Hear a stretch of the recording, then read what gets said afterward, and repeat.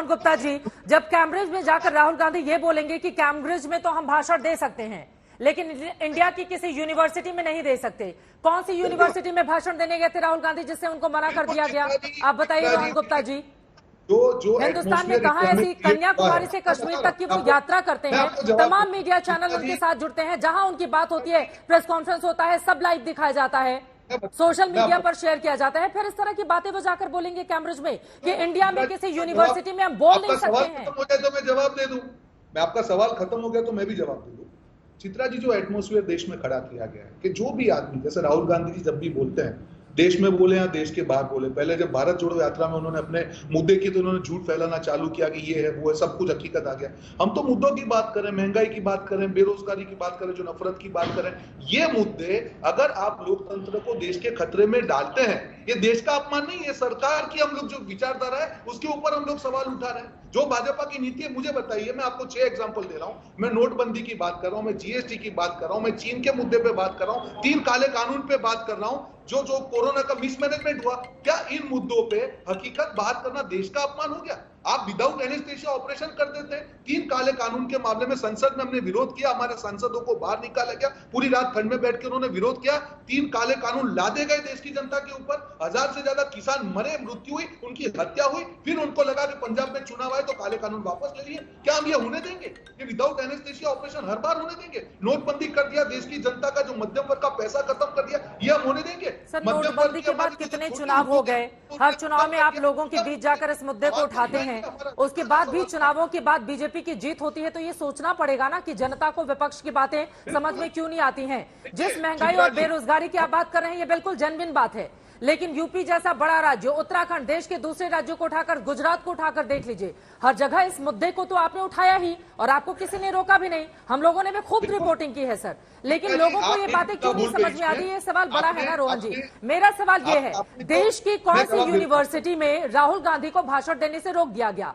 आपको पता है कि इस तरह की बातें जब कैम्ब्रिज जैसे यूनिवर्सिटी में जाकर राहुल बोलेंगे तो हिंदुस्तान की क्या छवि बनेगी कि यहाँ पर बिल्कुल नाकेबंदी कर दी गई है, अब जुबान लोगों की बंद कर दी गई है।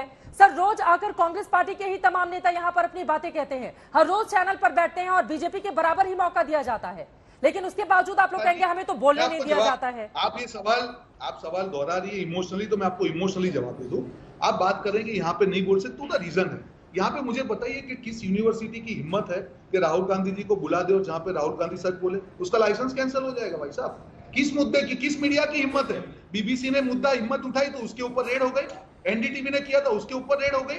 तो मुद्दा यहाँ पे जो डर का माहौल, ये एग्जाम्पल दिए जाते हैं। देश में चीन के बाद देश मात्र ऐसा देश है जहां पे सबसे ज्यादा पत्रकारों की यहाँ पे उनके ऊपर उत्पीड़न हुआ है, उनको हिरासत में लिया गया। ये तो आंकड़े है, मेरे आंकड़े नहीं है, प्रेस फ्रीडम के आंकड़े हैं, गरीबी के, ये सारे आंकड़े मेरे आंकड़े नहीं है चित्रा जी।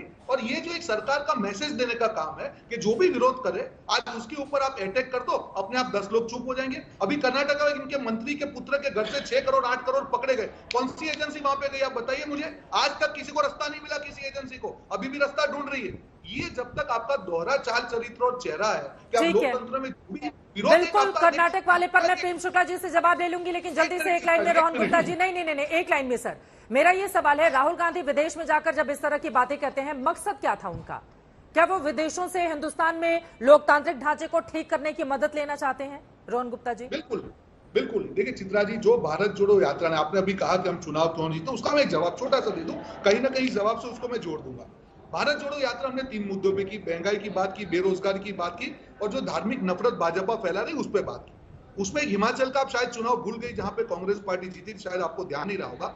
वहां पे हमने एक एक्सपेरिमेंट किया कि लोकल मुद्दों पे, जनता के मुद्दों पे हम चुनाव लड़े और जनता उसी के ऊपर वोट दे, और हिमाचल में हम सक्सेसफुल रहे। अगर हमने धार्मिक मुद्दे पे से चुनाव को हटा दिया तो भाजपा को असलियत मालूम चल जाएगी, क्योंकि जितनी भी उन्होंने गोल्ड पोस्ट सेट की थी कि 2022 तक मकसद क्या है? सर, मकसद क्या है रोहन गुप्ता जी? मेरा सवाल था कि राहुल गांधी के विदेश में दिए गए इस तरह के बयानों का मकसद क्या था, उस पर आप 2 लाइन बोल दें तो फिर मैं आगे बढ़ूं चर्चा में।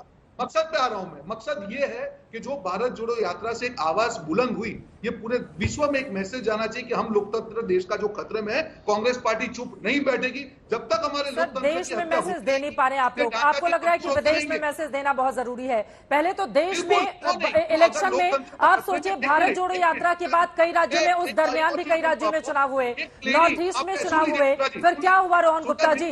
हिंदुस्तान तो लोकतंत्र के आधार पर अगर चलेगा तो लोकतांत्रिक ढांचे में चुनाव होता है, चुनाव के जरिए नेता चुना जाता है, वो देश का प्रधानमंत्री बनता है, और उसके खिलाफ जब इस तरह के बयान दिए जाएंगे तो पलटकर सवाल पूछा जाएगा कि क्या हिंदुस्तान को बदनाम करने की ये साजिश हो रही है। ठीक है, अभी जरा प्रेम शुक्ला जी बहुत देर से चुप हैं, एक बार जल्दी से उनकी टू द पॉइंट बोलिएगा सर, टू द पॉइंट, फिर अब महंगाई बेरोजगारी इधर उधर मत जाइएगा प्लीज।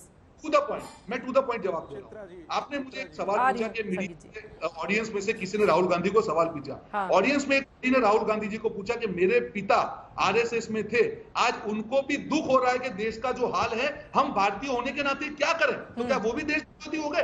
अरे देश के बाहर भी करोड़ों भारतीय रहते हैं जिनको भारत की चिंता है, और वो एजेंडा पे कांग्रेस पार्टी के नेता बात करते हैं। मुझे नहीं लगता है कुछ गलत है, क्योंकि देश के बाहर बैठ के भी भारत में उनका योगदान है।